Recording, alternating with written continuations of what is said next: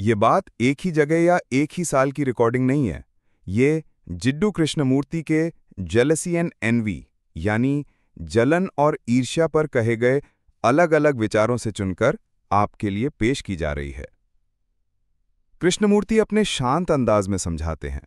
वो ईर्ष्या को हमारे मन के बिल्कुल केंद्र में रखते हैं।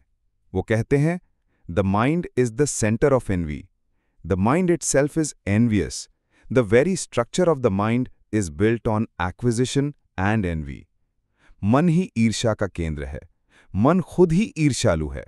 मन का पूरा ढांचा ही पाने और ईर्ष्या पर बना है। तो ये ईर्ष्या पैदा कैसे होती है? कृष्णमूर्ति कहते हैं, Most of us are in some form or other envious. Envy arises through comparison, through measurement, through wanting to be something different from what one is. हम में से ज्यादातर लोग किसी ना किसी रूप में ईर्ष्यालु हैं।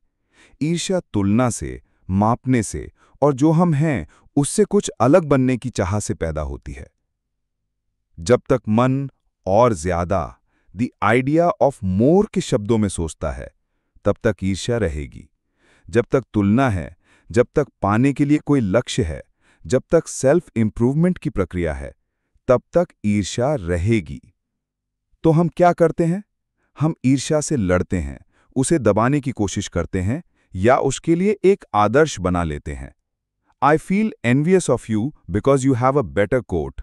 Therefore, I say I must not have envious feelings. I must be brotherly. The ideal has become my authority. मुझे आपसे ईर्ष्या होती है क्योंकि आपके पास बेहतर कपड़े हैं। इसलिए मैं कहता हूं, मुझे ईर्ष्या नहीं करनी चाहिए, मुझे भाईचारा रखना चाहिए। ये आदर्श मेरी अथॉरिटी बन जाता है और मैं उसके हिसाब से जीने की कोशिश करता हूं। पर कृष्णमूर्ति कहते हैं, you can not improve envy. Envy has to cease. आप ईर्ष्या को सुधार नहीं सकते। ईर्ष्या को खत्म होना ही होगा। और ये खत्म कैसे होगी? इसे दबाने से नहीं। कृष्णमूर्ति कहते हैं, instead of struggling with envy and trying to suppress it, observe your envy without naming it. ईर्ष्या से संघर्ष करने और उसे दबाने की कोशिश करने के बजाय अपनी ईर्ष्या को बिना कोई नाम दिए ऑब्जर्व करो, देखो। ईर्ष्या और जलन डर के ही संकेत हैं और इससे आज़ादी पाने में समय नहीं लगता।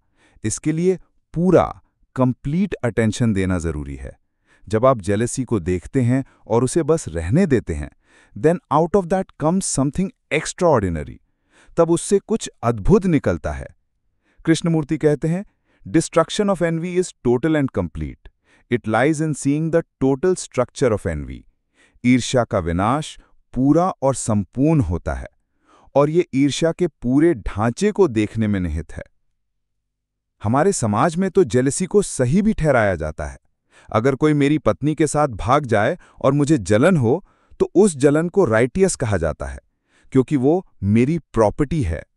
लेकिन अपने देश के लिए मारना भी जस्टिफाइड है। कृष्णमूर्ति इशारा करते हैं कि मालिकाना हक, ओनरशिप, नफरत पैदा करती है। हम जिस चीज के मालिक होते हैं, हम उससे असल में नफरत करते हैं, जो जलन में दिखता है। Where there is possession, there can never be love. जहां मालिकाना हक है, वहां कभी प्रेम नहीं हो सकता। ऐसे ही और विषयों पर शांति से एक साथ एक्सप्लोर करने के लिए आप इस चैनल को सब्सक्राइब कर सकते हैं। अगर ये बातचीत आपको आगे सोचने के लिए प्रेरित करती है, तो इसे लाइक और शेयर करें ताकि और लोग भी इस खुली जांच का हिस्सा बन सकें।